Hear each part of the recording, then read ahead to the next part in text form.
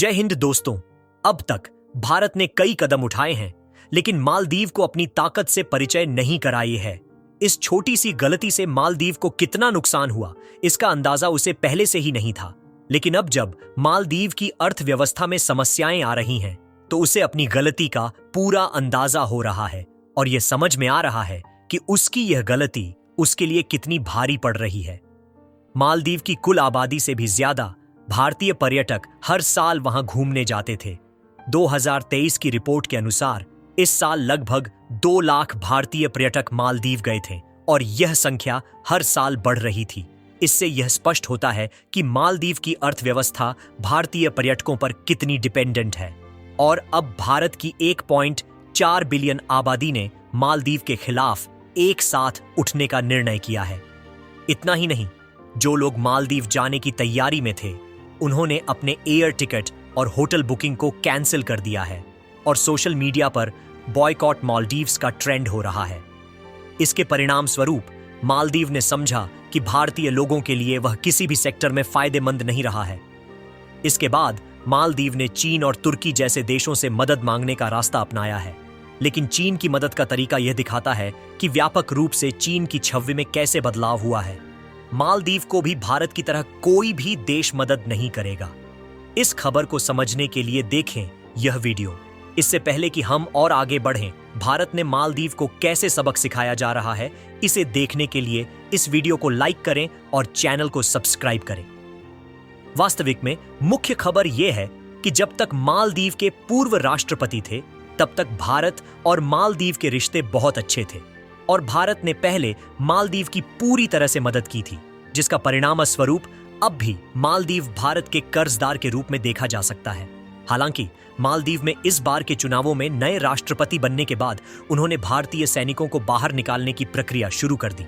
इस समय सिर्फ 77 सैनिक हैं जो मालदीव में सैन्य कर्मी के रूप में तैनात हैं और यह संख्या पहले की तुलना में कम थी, लेकिन इन 77 सैनिकों का प्रभाव मालदीव पर बहुत भारी पड़ रहा था। मालदीव के राष्ट्रपति ने इस छोटी सी गलती के कारण अपने देश की पूरी अर्थव्यवस्था को दांव पर लगा दिया है। एक रिपोर्ट के मुताबिक हम भारतीयों का मालदीव की अर्थव्यवस्था में एक महत्वपूर्ण योगदान है, क्योंकि हर साल लगभग 2 लाख लोग मालदीव टूरिज्म के रूप में जाते हैं और इससे मालदीव की पूरी अर्थव्यवस्था टूरिज्म सेक्टर से ही बनी हुई है। इसके अलावा भारत ही उसके सभी आवश्यक आइटमों की आपूर्ति करता है और अगर भारत ने इसे बंद कर दिया तो मालदीव बहुत ही परेशान हो सकता है। लेकिन इन सब के बावजूद भी मालदीव ने अपनी आकर्षकता बनाए रखने का प्रयास नहीं किया है और भारतीय सैनिकों को बाहर करने की कोशिश की है। इस पर भारत सरकार चुप नहीं रहने वाला है और प्रधानमंत्री नरेंद्र मोदी ने इस पर कदम उठाया है, जिसका मालदीव ने तनिक भी अंदाजा नहीं था। इसकी शुरुआत हाल ही में हुई है, जब कुछ दिन पहले प्रधानमंत्री नरेंद्र मोदी ने लक्षद्वीप का दौरा किया और वहां टूरिस्ट के रूप में मौजूद रहे। प्रधानमंत्री नरेंद्र मोदी ने लक्षद्वीप की प्राकृतिक सौंदर्य, सुंदर नज़ारे और नए लोगों से मिलकर इस द्वीप की सुंदरता का आनंद लिया। प्रधानमंत्री नरेंद्र मोदी ने इस दौरे के दौरान हमें यह संदेश दिया कि हमारे पास भारत में ऐसा ही एक सुंदर आइलैंड है जहां हम अपनी छुट्टियां बिता सकते हैं और वह लक्षद्वीप मालदीव से भी अधिक सुंदर है। यानी कि नरेंद्र मोदी जी ने बताया कि लक्षद्वीप मालदीव की तुलना में एक बहुत ही सुंदर और प्रफुल्लित जगह है। यानी कुल मिलाकर मालदीव, जो अपने टूरिज्म सेक्टर पर बहुत अधिक भरोसा कर रहा था, उसे भारत ने उसकी औकात याद दिखाने की तैयारी शुरू की है। यदि आप इस मैप को ध्यान से देखें तो लक्षद्वीप की दूरी मालदीव से कहीं कम है और दूसरी सबसे बड़ी बात यह है कि लक्षद्वीप भारत का ही हिस्सा है और इसकी सुंदरता मालदीव से कहीं ज्यादा है। भारत के इस छोटे कदम की वजह से मालदीव ने अपनी असली स्थिति समझना शुरू किया है, क्योंकि अगर जो भारतीय मालदीव टूरिस्ट के लिए जाते थे, अब वे लक्षद्वीप जाना पसंद करेंगे और इससे भारत की जीडीपी में भी काफी बड़ा योगदान होगा और साथ ही मालदीव की अर्थव्यवस्था पूरी तरह से बिगड़ जाएगी। यहां तक कि मालदीव टूर के लिए जो भारत से एयर टिकट और होटल की बुकिंग थी, वह कैंसिल होना शुरू हो चुकी है, जिसमें लगभग 25,000 एयर टिकट कैंसिल हो गए हैं और 18,000 होटल बुकिंगें भी कैंसिल हो गई हैं और भारत ने मालदीव को ठिकाने लगाने की तैयारी शुरू की है। अगर भारत मालदीव को होने वाले निर्यात को भी रोकता है तो मालदीव कहीं का नहीं रह जाएगा। अगर आप इस मैप को ध्यान से देखेंगे तो भारत ही एक ऐसा देश है जो मालदीव के सबसे ज्यादा नजदीक है। यदि किसी भी आपातकालीन स्थिति में मालदीव को मदद की जरूरत होती है तो केवल भारत ही एक ऐसा देश है जो सबसे पहले मालदीव की मदद पहुंचा सकता है। हालांकि श्रीलंका की भी दूरी थोड़ा नजदीक है, लेकिन भारत की अपेक्षा कहीं ज्यादा है और श्रीलंका भी इतना शक्तिशाली नहीं है कि वह मालदीव की मदद कर सके और उसके संबंध भी मालदीव से इतने अच्छे नहीं हैं। अगर मालदीव चीन और तुर्की जैसे देशों से मदद की गुहार लगाता है तो यह देश वैसे भी मालदीव की मदद नहीं करने वाला है। अगर मालदीव खाने पीने के प्रोडक्ट्स चीन से इंपोर्ट करने के बारे में सोचता है तो उसकी ट्रांसपोर्टेशन कॉस्ट काफी ज्यादा बढ़ जाएगी।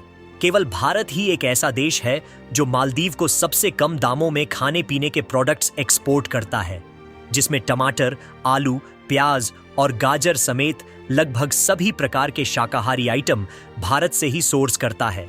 इसके अलावा जब भारत के प्रधानमंत्री नरेंद्र मोदी लक्षद्वीप का दौरा करते हैं और वहां की सुंदरता को लोगों को प्रदर्शित करते हैं, तब मालदीव के नेताओं की असहमति बढ़ती है। इसके बाद कई मालदीवी मंत्री लक्षद्वीप को मालदीव से कम सुंदर जगह बताते हैं।